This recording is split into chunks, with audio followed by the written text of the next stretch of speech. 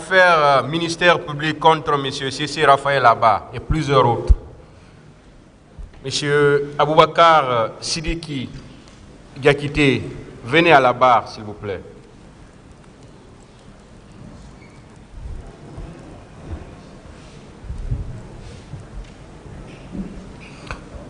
La défense a la parole pour la suite de ces questions. Merci, Monsieur le Président, honorable membre du tribunal. Je me nomme Maître Pana Emmanuel Bamba. Je suis le conseil de Monsieur du colonel Blaise Goum. Alors, mon intervention va être axée sur deux aspects.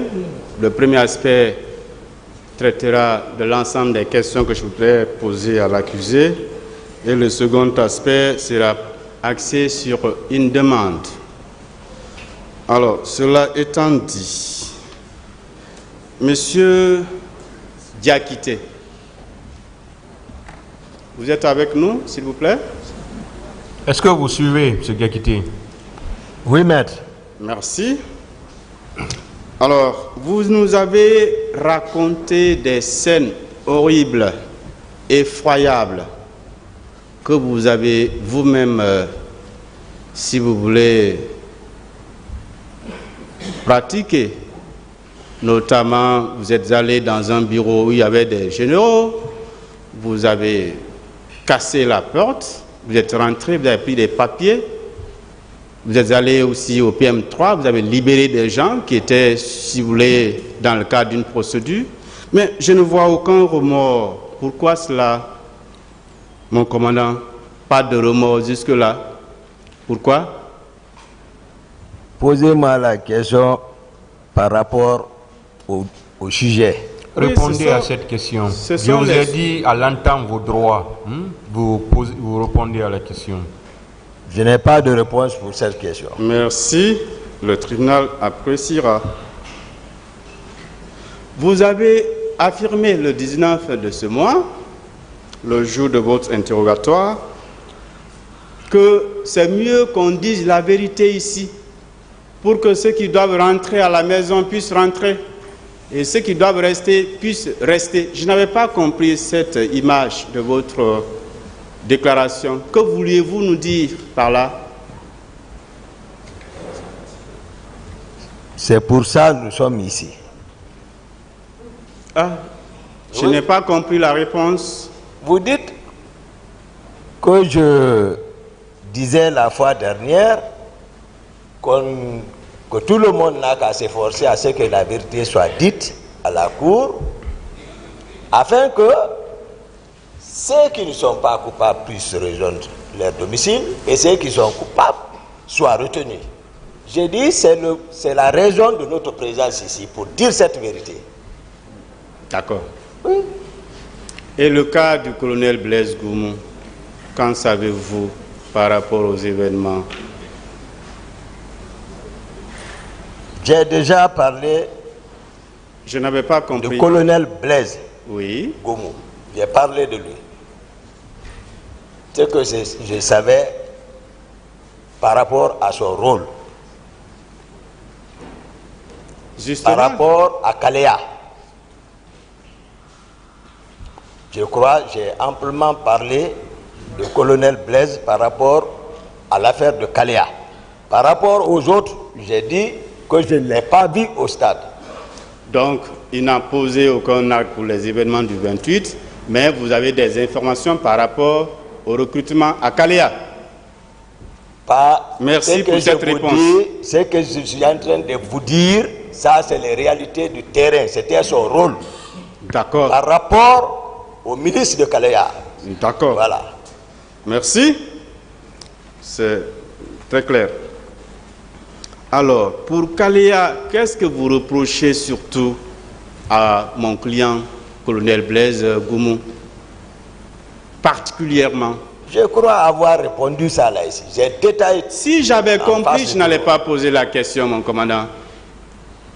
J'ai déjà répondu à cette question. Donc, pour Kalea, vous avez répondu à la question. C'est ça? Oui. D'accord. Alors, est-ce que vous savez que après le recrutement, on avait reparti les nouvelles recrues dans différents camps? C'est vous qui le dites, sinon le camp, c'est devant tout le monde, le camp a été démantelé par le général Sekouba. Alors, d'après nos informations, je voudrais vérifier avec vous, après le recrutement, les nouvelles recrues ont été reparties entre Kalea, où ceux qui doivent suivre les formations pour être les commandos sont partis. Au kilomètre 66, c'était les fantassins. Et à Kissidougou, c'était la section char. Est-ce que vous confirmez ces informations? Ici, lorsqu'il était question de détailler par rapport au recrutement, j'ai parlé de 2 centres de formation. Oui. J'ai dit, il y a une sélection par rapport à Kalea et les autres sont restés à l'école de formation de la Marine nationale 66. Ce sont ceux-ci-là qui ont été délocalisés pour envoyer au centre d'instruction de Kissidougou et d'autres se sont retrouvés à Kankan. Ceux de Kissidougou n'ont pas eu la chance et ceux de Kalea n'ont pas eu la chance parce qu'ils ont été démantelés par le général Sekouba Konaté. Ils sont dans la nature.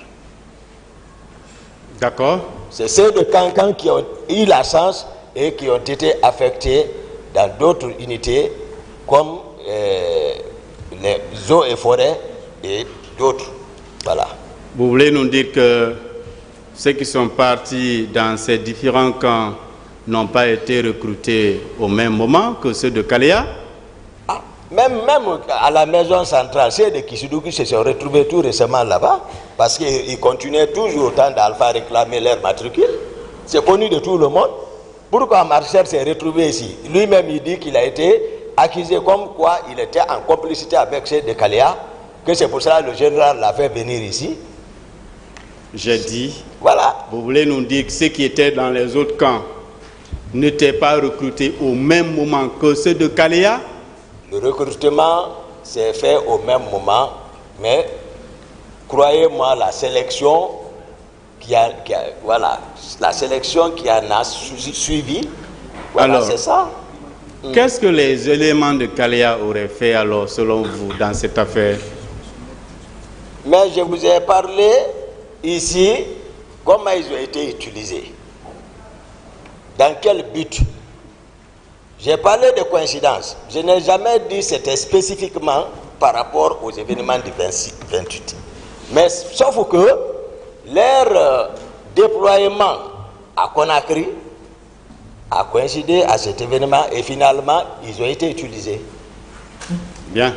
J'ai parlé le groupe qui est venu à la présidence. Je ne voulais pas revenir sur ça maintenant. Le groupe qui était avec les autres, les Makambo, j'ai parlé de tout ça. Ça, c'est des faits devant tout le monde. Ces éléments de Kalea seraient-ils venus à la veille alors de la marche? À la veille? Oui, je veux savoir si c'était à la veille. Non, mais je parle à la veille. Le 27? Non. J'ai dit ici qu'ils ont été, depuis avant notre départ sur l'abbé, vers les, je ne me souviens pas, 25 ou combien, mais il y a un groupe qu'ils ont fait venir et faire habiter là-bas, et que je suis venu demander quels sont ceux-ci. Il me dit non, c'est le président qui les a envoyés. Et qui était le responsable de ce camp de Kalea? C'est le président. Il n'y avait pas un commandant du camp? C'est le président qui commandait directement, malgré ses charges. S'il vous plaît, je vais finir de formuler la question. Ok, excusez-moi. Je veux savoir, vous voulez nous dire que le président, malgré ses charges, c'est lui qui partait aménager le programme journalier, c'est lui qui coordonnait, c'est lui qui faisait nourrir, c'est lui qui entraînait, etc. C'est ce que vous voulez nous dire? C'est de ça maintenant je vous parle. Si je parle le président, parce qu'il relève de... J'ai détaillé Kalea. Ici, vous étiez ici. J'ai détaillé Kalea. J'ai dit ceux qui étaient là-bas. J'ai parlé de qui? Vous voulez toujours que je revienne sur les noms? Non, le président, je ne sais pas comment Moi, vous l'appelez dans votre expliquer. jargon. Dans votre jargon, c'est un commandant du camp Kalea ou quoi? Un responsable, le premier qui est là, auquel on a confié le camp. Comment vous l'appelez? Je parle. Le confrère, monsieur le président, est en train de souffler quelques réponses. Non, je vois sa bouche se remuer. S'il vous plaît. Maître Lancinet, particulièrement. Les conseils, s'il vous plaît. Les conseils, c'est pas ici. Vous assistez votre client. Monsieur Gakité, qui était le commandant du camp de Kalea? C'est ce qu'il veut savoir. C'est de ça que j'ai détaillé ça ici. Qui était le commandant? Celui qui était là-bas, permanemment, je l'ai dit, c'est bienvenu là-bas. Lui, Jean Pokomou et Blaise. C'est eux qui ont été chargés de ça. Communication, liaison directe avec le président de la République. D'autres questions, maître? Donc, c'était une causation. Bienvenue. Et Blaise et Jean-Louis, les trois étaient les trois responsables. Il n'y avait pas un premier, au moins? Par exemple, dans notre jargon, au niveau du tribunal, il y a toujours un président. Maintenant, au niveau du camp. Lorsque le président passera ici, il est mieux placé pour expliquer tout ça. J'ai vu aussi la bouche du confrère doyen Yomba se remuer. Je ne sais pas si c'est des réponses qu'on glissait, mais vraiment, leur position par rapport aux clients, c'est un peu... ça laisse à désirer, monsieur le président. Bon, s'il vous plaît, vous savez que le tribunal ne peut pas les chasser, parce qu'il y a déjà des précédents. D'accord. Ses prédécesseurs, leur conseil était comme ça encore. Donc aujourd'hui, on ne peut pas dire à ceux-ci de quitter. D'accord. Non, on ne peut pas leur dire de quitter, mais on peut leur dire de s'abstenir, de glisser des réponses. On le leur a dit. Merci, monsieur le président. Je voudrais savoir, est-ce que vous savez que le commandant Bienvenu a été convoqué par le cours des juges d'instruction? Après vérification, on a vu qu'aucun contingent n'était sorti du Kalea pour venir à Conakry. C'est pourquoi le colonel Bienvenu a bénéficié d'une ordonnance de non-lieu. Est-ce que vous le savez? J'ai évoqué ça ici. J'ai dit pourquoi d'autres, en connaissance de cause des effets, se sont précipités pour attaquer l'inculpation pour se faire disculper. Je l'ai dit ici. Mais les faits sont têtus. Moi, je vous parle de ce que j'ai à ma connaissance. C'est ce que je dis au peuple de Guinée. C'est eux maintenant qui savent s'ils vont se recroqueviller ou quoi, mais c'est ça la réalité. D'accord. Nous allons analyser ensemble, suivant question-réponse, certaines pièces à conviction, certaines pièces du dossier. Je commence par la déposition du témoin, M. Thibou Camara, qui date de l'an 2017 et le 10 août.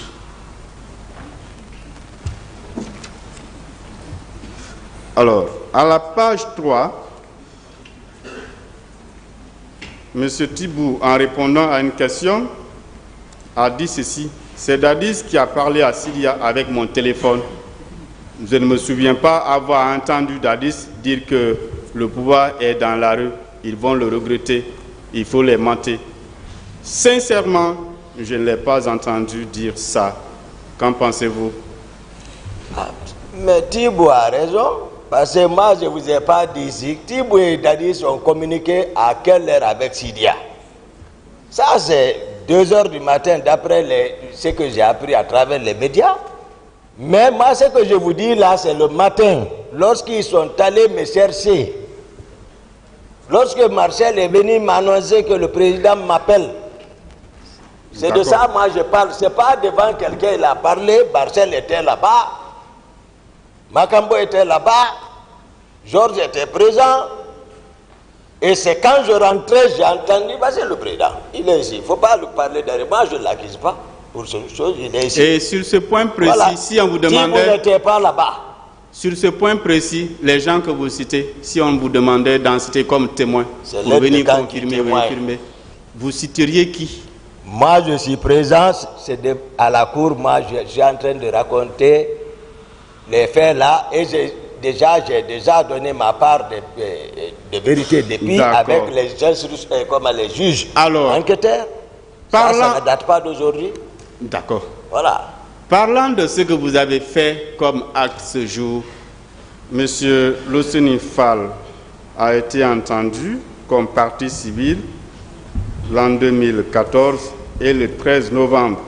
Bon, ils ont barré, et le 13 octobre. À la page 3, paragraphe 4, il dit ceci. Je voudrais lire et poser ma question. À la tête du contingent, j'ai reconnu le lieutenant Toumba Diakité. Lorsque nous avons compris que ça tirait sur les manifestants, j'ai demandé à mes collègues de rester sur place. Nous avons entendu là et les jeunes sont venus former un cordon autour de nous. Entre-temps, Toumba Diakité et ses compagnons sont venus les disperser pour s'en prendre à nous. Nombreux parmi nous ont été battus et blessés. Selou, Sidia Touré, Mouktar Diallo et moi-même avons été arrêtés comme les meneurs. Qu'en pensez-vous de cette affirmation de M. Fall Loseni? Ce qu'il a confondu, sinon nous on a sa déclaration au dossier ici, qui a déjà été lu ici hier. D'accord. Il poursuit. Lorsque Toumba Diakité a constaté que nous étions tous ensanglantés du fait de nos blessures, il nous a conduits à la clinique Ambroise Paré pour des soins. Est-ce qu'il n'y avait pas un repentir tardif, c'est-à-dire qu'après avoir roué de coups, vous vous transformiez maintenant en sauveur? Moi, j'ai répondu à cette question. D'accord. Merci. M. Selou Dalen Diallo a été également entendu comme partie civile l'an 2015 et le 14 mars à 10h09. À la page 3, il dit ceci. C'est dans ce contexte de réjouissance que les bérets rouges, avec à leur tête Toumba Diakité, ont fait irruption dans le stade.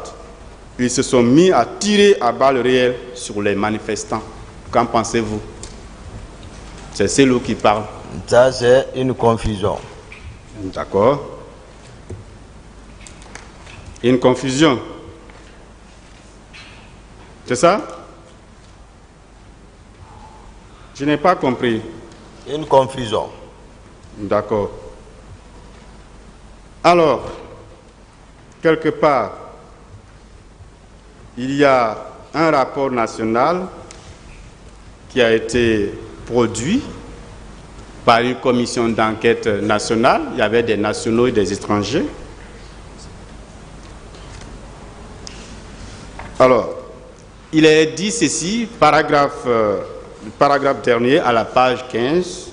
C'est l'arrivée et l'intervention du commandant Thiegoro qui ont probablement fait éviter le pire et qui ont sauvé la vie aux leaders, comme certains le témoignent. Il poursuit. M. Jean-Marie déclare, l'un d'entre eux a voulu me tirer 2 balles dans la tête et l'autre a dit de m'égorger pour que je sois le sacrifice de la forêt. C'est en ce moment que j'ai vu le ministre Thiegoro, dont j'ai crié le nom. En voulant s'approcher, l'un des bérets rouges a dit qu'il va me tirer une balle dans la tête. J'ai été sauvé parce que le ministre était accompagné d'une dizaine de gendarmes.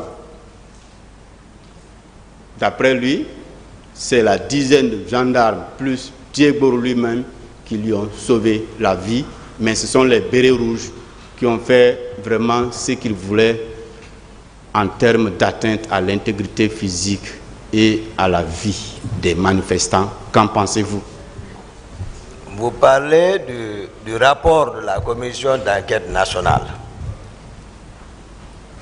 On entre qui a été institué par le président Dadis au moment des faits, toujours, qui cherchait à s'accrocher au pouvoir. Donc, cette commission d'enquête nationale, à l'époque, ne pouvait dire la vérité au peuple de Guinée. Je pense, d'ailleurs, elle a mené toutes ces enquêtes. Moi, je n'ai pas été entendu par cette commission. Tegolo, dont on accuse, était membre aussi. Donc, Dadis, qui a mis cette commission en place. Lui-même, maintenant, en connaissance de cause, après toutes les explications, j'ai dit ici, tu cherches l'aiguille, l'autre a son pied là-dessus. Comment on va trouver? La conclusion définitive est que, je retiens la conclusion définitive, au moment où j'étais recherché, on dit c'est Toumba et les leaders politiques. La conclusion définitive. D'accord. Voilà. Mais ces propos de Jean-Marie Doré qui ont été transcrits dans le rapport n'ont pas été transcrits ailleurs, notamment dans l'ordonnance de renvoi et autres pièces à conviction de la procédure. La Cour appréciera. D'accord. La Cour, le tribunal va effectivement apprécier. Voilà. Alors, il y a un article de Jeune Afrique intitulé « Le film du carnage de Conakry », posté le 6 octobre 2009 à 16h19. À la page 4, il est dit ceci. Alors là, c'est M. Selou qui parlait. Il dit ceci, que considéré comme le plus déterminé des meneurs, Sidya Touré est violemment frappé à la tête à coups de gourdin. Il se retrouvera avec 5 points de suture par un militaire qui lui hurle « Je vais te tuer, je vais te manger ». Toumba tient des propos similaires à ceux d'Alain Diallo. Un peu. Si tu continues à nous emmerder, je te tue. Si les gens de ton ethnie réagissent, je les fais tuer tous. On dit que vous avez tenu ces propos. C'est Jeune Afrique qui parle. Après avoir écouté les victimes, évidemment. Moi, je préférerais qu'on s'en tienne au PV, pas une source de médias. D'accord. C'est des confusions. Pourtant, il y a beaucoup de témoins qui font des déclarations qui convergent vers vous. Vous rejetez tout cela à bloc. Le tribunal apprécie. Hein? Alors, nous avons reçu un rapport de la direction centrale de la police judiciaire. Au niveau donc de ce rapport, à la page 4, il est dit ceci, qu'il y avait 5 armes PMAK avec munitions qui ont été dérobées par les manifestants. Qu'en pensez-vous? Un rapport qui date de quand? Ce rapport date... excusez, je n'ai pas vu la date en bas, on nous a donné... Mais c'est écrit procédure numéro 192, barre bis, barre DCPJ, barre DIC, barre 2009. D'accord, relative aux événements du 28 septembre 2009, avec photo à l'appui. Dadis était encore au pouvoir, c'est la même machine. C'est-à-dire qu'au commissariat de Bellevue, on avait subtilisé 5 armes PMAK. Vous n'avez pas appris au moins cette nouvelle après que les manifestants aient saccagé, ils ont subtilisé 5 PMAK.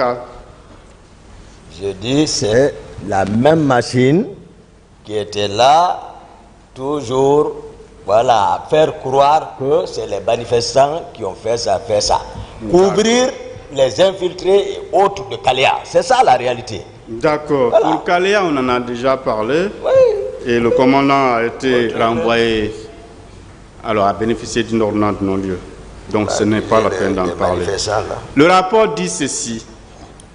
Désormais, cette foule de manifestants ayant dans ses rangs les armes enlevées au commissariat central d'Ixi est devenue de plus en plus violente avant d'arriver à l'esplanade du stade du 28 septembre avec les cris